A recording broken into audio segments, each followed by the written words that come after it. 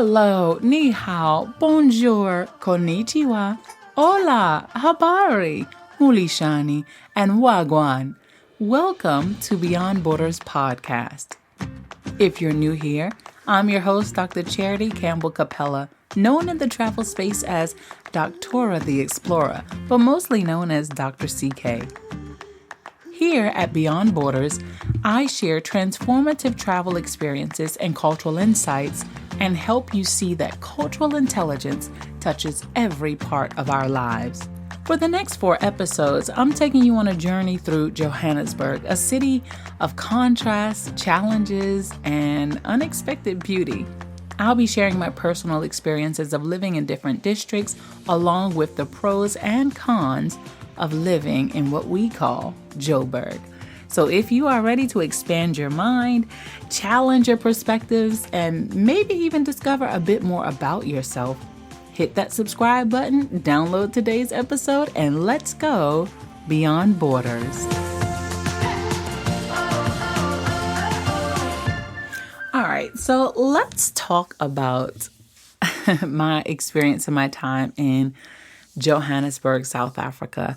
So I lived in Johannesburg for about 4 months with my husband, and this wasn't my first time there. I actually I was in Johannesburg back in 2020 when the pandemic was really kind of going crazy in China. I wasn't able to return to China. And so I was already on the continent of Africa. I was in Zimbabwe, and I thought, you know what? Why don't I make the most of this time right now? Because I definitely don't know when I'll be back here. So I'm just going to keep traveling around Africa. I'm just going to keep traveling around Africa until the borders open back up in China and I can go back. Well, that's a different story for another time because I definitely didn't make it back. Not when I thought I would. But so I went to Cape Town because I did like a little poll amongst my friends that I had met from different African countries back in China.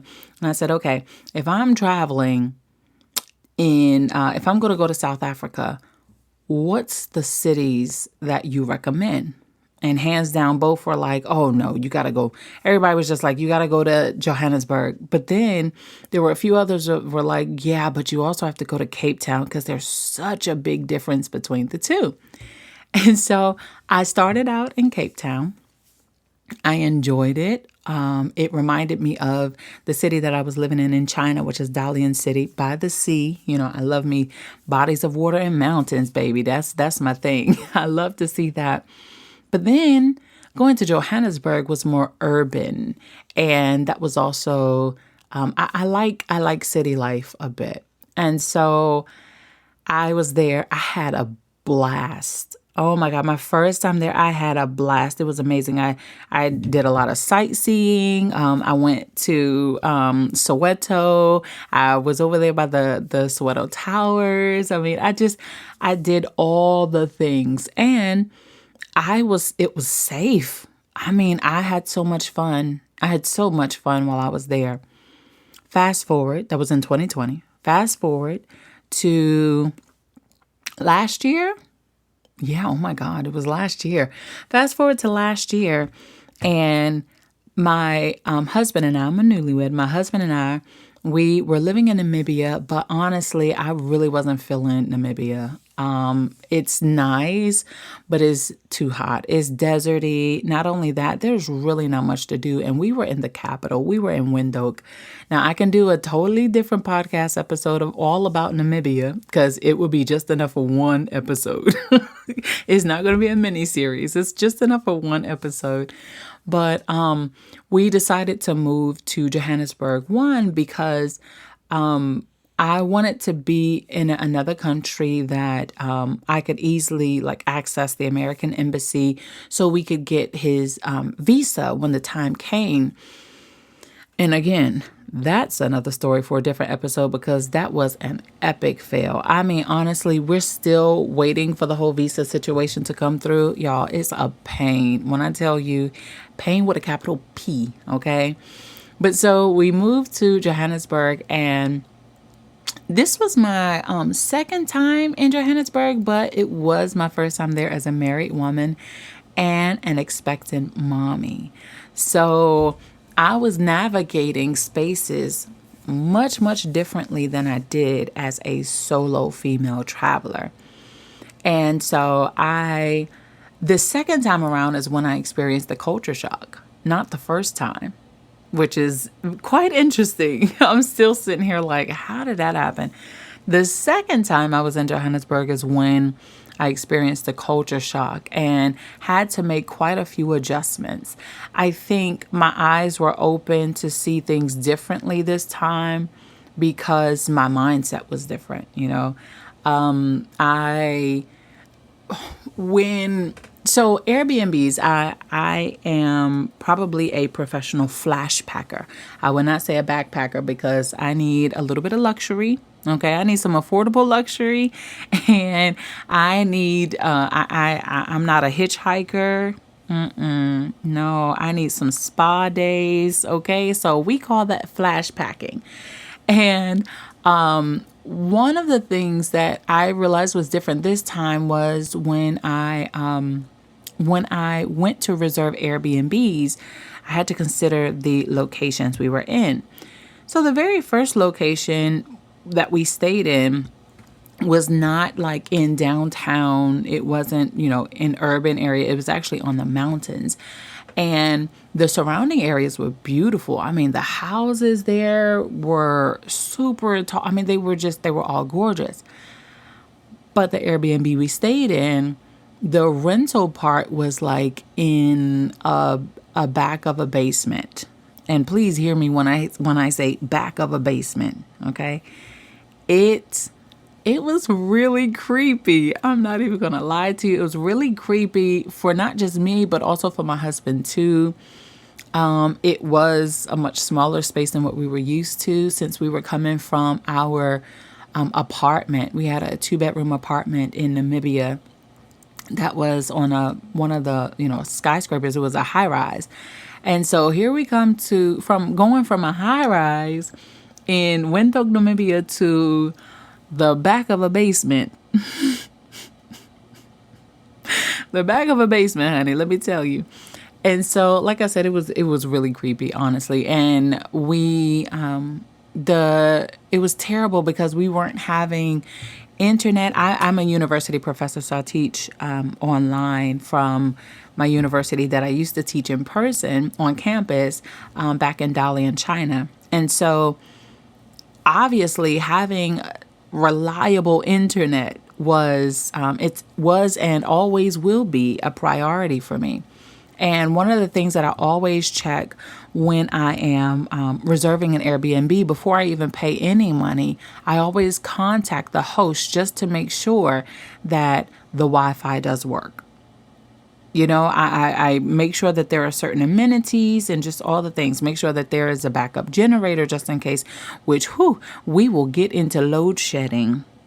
And I have a whole episode devoted to load shedding, okay? And for those of you like, when the world load shedding? Power outages, extended power outages, okay? So I will be talking about that in a different episode. But I made sure that we would have internet for this Airbnb that we did not know was the back of a basement, okay? So we get there, and thankfully the host was very flexible and he was nice, and he wanted to make sure that our experience was great because I leave reviews, okay? I don't play about that. I'm gonna leave a review. And so in the back of the basement there were the internet was very, very, it was not reliable. It wasn't stable, kept going in and out. And also, y'all, we was in the back of a basement. Like, I'm literally going to keep saying the back of a basement because that's what it was. So the host, knowing that I needed to work the host allowed me to use his office space, which was not in the back of a basement. It was in the front of the house. And it was completely quiet. In fact, it was like a townhouse type of situation that he wasn't even using. So he was like, hey, you can use this space. I'm sorry about the internet and all of this stuff, right? So for that first week, because we had we had every intention to do a long-term stay until we found an apartment. But it was between the creepiness of the back of the basement and just the inconvenience it was to have to pick up all of it, because I was not about to leave my computer, my iPad, my camera. I was not about to leave anything outside of my presence. No, thank you. So it was just a real inconvenience to have to haul everything from the back of the basement, which was down a slope of stairs, and having to carry it all the way up to the top, the top of where his office was. So my husband and I talked about it, and we just decided not to stay there longer and to move closer into the city. So I decided that, hey, I had a pretty decent time in Mabonang district. I did. I enjoyed myself when I was there as a solo traveler. I felt like it was safe enough because I was around a lot of people. In terms of like, if a cop was coming by or if something wanted to happen, like there was easily some security or somebody that I could talk to. So I said, okay, let's go there. So we went there. We stayed at a place that was right in the heart of Mabonang. And unfortunately, it was also very small, but unfortunately that accommodation could only be for, it was emergency. So it was temporary, like 2 days or so. And then there was another reservation that was coming in behind us. I really wanted to stay there much longer because it was a better experience, even with the roaches. However, the elevators did not work. During load shedding, the elevators would stop working and we would have to take the stairs, and the reservation was up pretty high. Here I am, okay, pregnant, but my legs still work, so I was okay. We have all of this luggage with us, and we're trying to like drag stuff up this. I mean, literally, it was a hot mess. So I went back to the place that I stayed at before. Okay, I went back to this. It's like an art studio, but there are, there are little rooms and stuff in there. So we went there, and the first place that we went to, y'all, it was so janky. When I tell you it was janky, and not to mention, okay, so I think I mentioned this in one of my Substack publications, that there are several countries and places in Asia where roaches are like, they're expected. Okay. My husband is Zambian, by the way. My husband told me, he said, we have a saying that where there are roaches, there's food. And I was like, well, I have a saying, where there's roaches, there's bacteria. It's nasty. Like, oh my God. But here's me coming from America, right? And that's not to say we don't have roaches. Of course we got roaches in America. However, not every home and house has it. It just depends on how you keep up your place. So from his cultural context, roaches means, hey, there's food over here. In my cultural context, roaches means it's dirty. Somebody need to clean, fumigate. Y'all need to throw down some Raid. Just like all the things, right? So, y'all, I'm really laughing over here because this is the truth. This is, God, it's the God honest truth. So we get to this place, and I never go into a hotel or an Airbnb or whatever without like doing some preliminary checks and cleaning just in case. Okay. And so we go in there and I'm doing a bit of cleaning, and we find that there are quite a few amenities that are missing. But thankfully, through constant contact and communication with the Airbnb host, they come and they bring us, a new kettle, because the kettle that they had was very old, had a shortage up there. I was not trying to be electrocuted while I'm pregnant.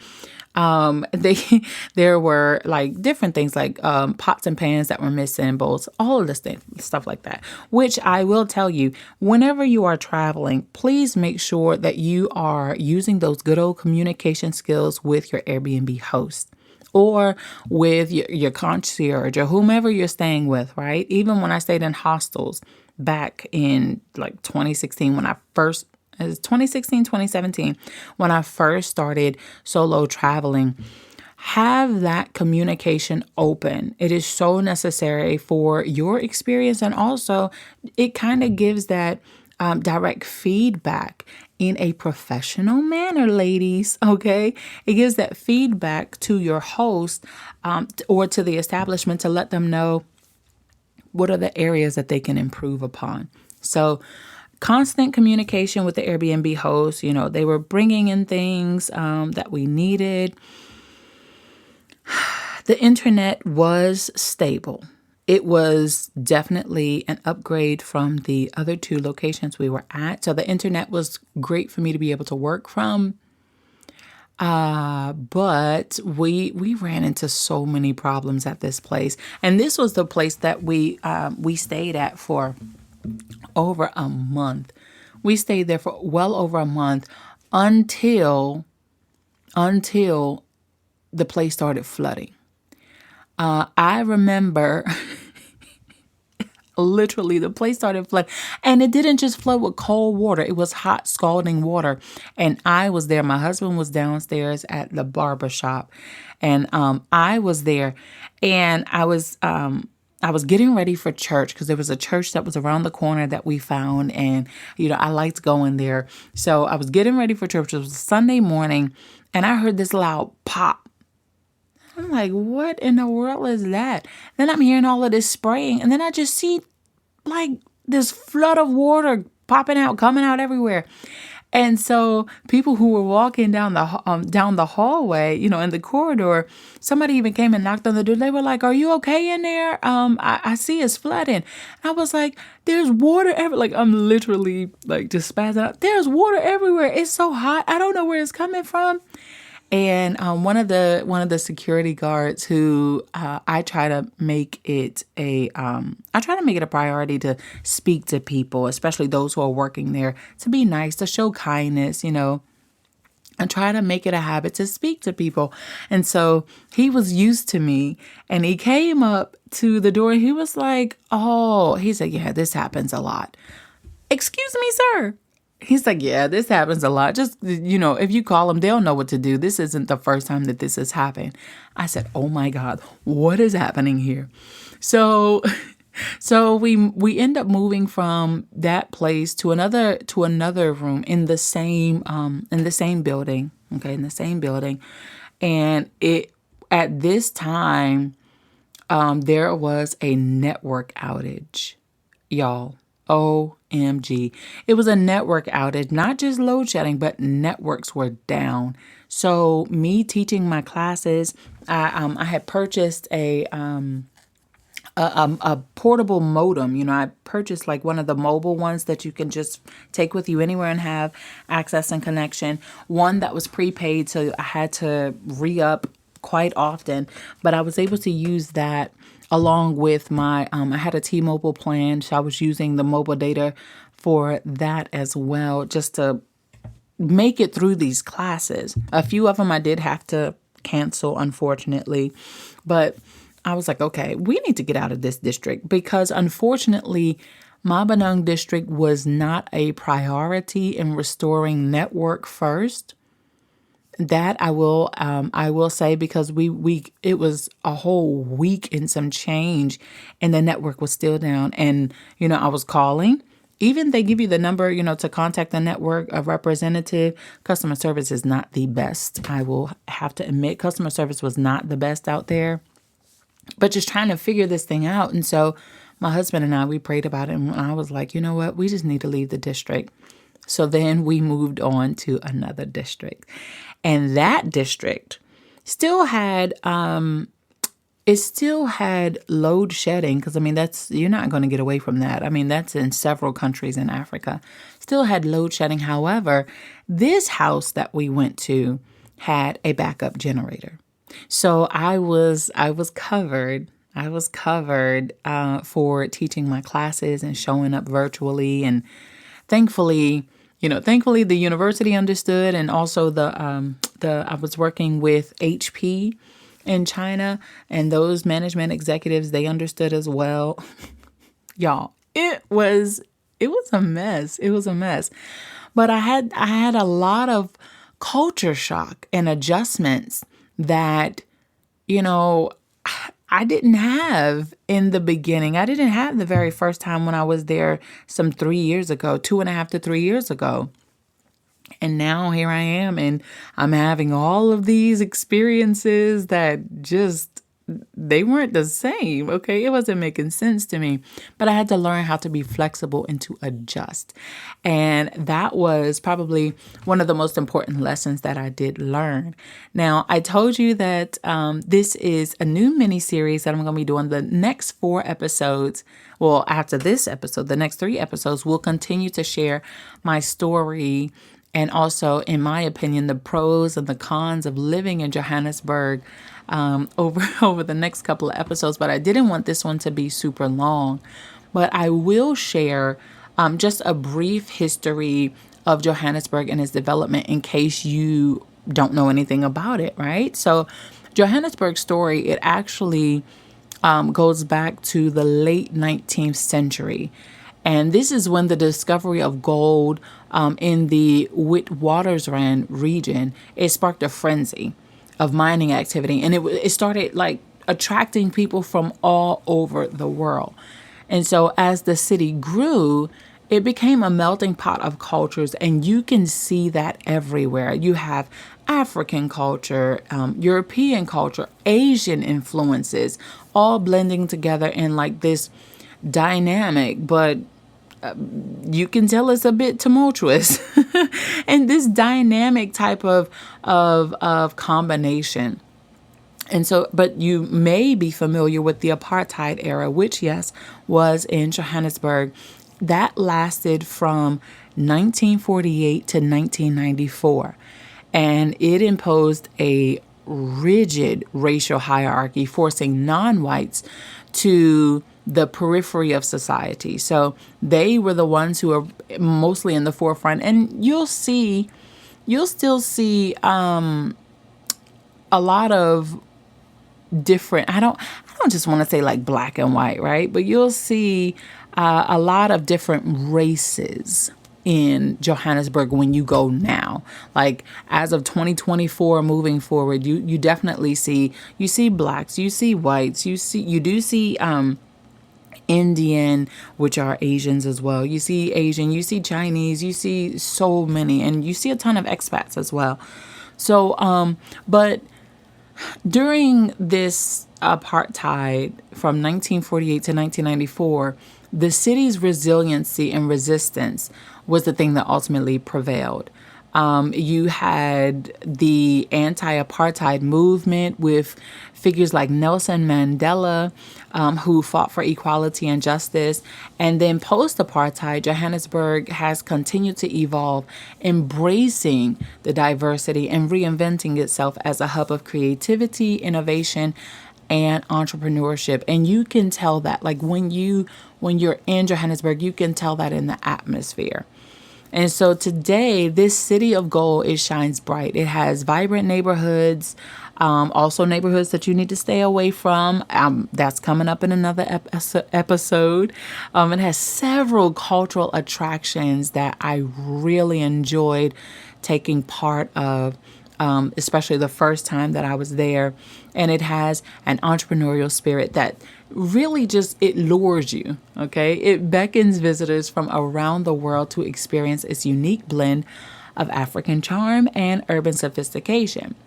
Now, I have had the privilege of calling Joburg home for a while, okay? And let me tell you, it is a city that will leave you in awe, okay? It will leave you in awe if you are an explorer type of person. I'm not talking about going hiking and all of that. No, I mean just a lover of culture.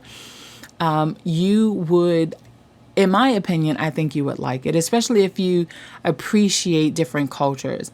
You can imagine a place where you hear Zulu, Sotho, English, Afrikaans. There are 11 official languages in Johannesburg, but you can hear, all of these spoken on the same street corner where you can smell the aroma of braai. Oh my God. Let me tell you, as a meat eater, I am a lover of meat.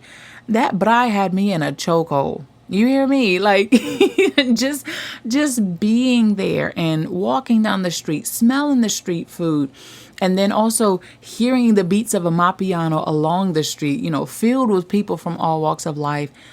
It is beautiful. That is, that's the best adjective that I have. Of course, I could use some other words that are bigger than that, but the simplest word that I could use is beautiful. What makes Joburg truly special, I think, is its ability to bring all of these different cultures together. It's like a rich, flavorful stew. Okay, now when you're when you're over in Johannesburg, stew is, we're not talking about soup. We're talking about stew. The stew has meat and vegetables and all the things, right? And so this city, it has been a magnet for people from all over the world, from African migrants to European settlers, from Indian traders to Chinese entrepreneurs. I thought when I left China, I was not going to see many Chinese people. They are everywhere now. Okay, they are everywhere. And so as a result, you get this incredible melting pot of cultures where traditions and customs blend and merge in the most fascinating ways. And so one thing that I have noticed is that Joburg's melting pot culture, it's a reminder to me that diversity is strength. It's not weakness. Even everything that has happened, with the apartheid, now post-apartheid, it just shows me that when all of us, when people from different cultures, when we come together and we share our stories and our traditions, that we truly can create something magnificent. So, I think that this is where I'm going to stop for the first episode, because I feel in my spirit this is getting long. And so I want to keep some left over for episode 2, but I do want to leave a few tips and advice for anyone considering to move to Johannesburg. First of all, be open-minded and flexible.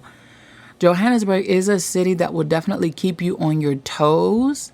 So I would advise you to be open-minded and flexible and take some time to explore different districts and neighborhoods, because they are not all the same and they are not all created equal. So make sure that you explore different districts and neighborhoods.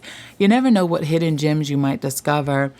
And also, don't be afraid to ask for help. Whether it's, a local or an expat, people are generally willing to lend a hand, to give you some direction, to help you out. If you ask, somebody what's a good neighborhood to be in, because I did that as well, they will, depending on the person, but they may tell you what's the best districts to be in and whatever is most accessible. All of this stuff truly matters when you are trying to decide where to live. And also prioritize some self-care and take time to rest, because you're going to be feeling like you want to be all over the place. You want to go here, there. You want to see this and see that. And that's all fine and dandy. There's no problem with that. I absolutely recommend doing it. But I also will suggest that I'm not even going to suggest. It's mandatory that you prioritize self-care and take some time to rest, because the city really can be overwhelming. So just make sure that you take some breaks and recharge, because the city ain't going anywhere. Okay. It will be there once you feel rested and you come back recharged. So a bit of reflection here. I learned that from living in Johannesburg, I learned that cultural immersion is key to truly experiencing a new city. I immersed myself, my husband and I, we completely immersed ourselves in the culture there. And I also learned that community is essential to building a life in a new place. In one of the upcoming episodes, I look forward to telling you about the community that my husband and I found ourselves in after we had been there. And of course, primarily it was just us, but it was nice to have the option to be around other people when we really wanted to. And that, to me, it was priceless. It was priceless because it wasn't just us in a new city. We had community, we had help, and we had support. And personal growth definitely often requires us to step outside of our comfort zones. And that's exactly what I did when I was in Johannesburg. I had to step out of so many different comfort zones, which by now I feel like it's the norm. I'm not even I'm not really afraid of stepping outside of my comfort zone. I think I kind of expect it now. But yeah, so as I wrap up today's episode, I want to leave you with a question. Have you ever had to navigate a new city or culture? And how did you adapt? What did you learn from the experience there? And if you could, share your stories with me in the comments below, because I really want to hear from you. I want to know how your experience is. And if you've been to Johannesburg, please jump up in these comments and give me a cosign, or maybe your experience was totally different, because I know the 2 times I was there, my experience were completely different. They were like night and day. I had no dangerous experiences the first time I was there, but the second time, oh yes, I'm saving that for episode 3. Okay, not 2, but 3, because I have to say, y'all not ready for that one right there. Y'all not ready for what happened to me. But listen, I want to thank you so much for listening to Beyond Borders podcast. I can't express my gratitude enough. It humbles me to know that you tune in every week to learn from me. If you haven't done so already, please subscribe to the Beyond Borders podcast. Download today's episode, rate, comment, and share so we can ignite a cultural revolution all across the globe. I also invite you to connect with me on YouTube, Pinterest, and my newest adventure, Substack. Let me know what kind of cultural insights and travel experiences you'd like to see more of. Also, if you have any questions, or maybe you would like to be a guest on the show, please email me at charity, that's CHARITY, at doctoratheexplorer.com, and someone will respond in a timely manner.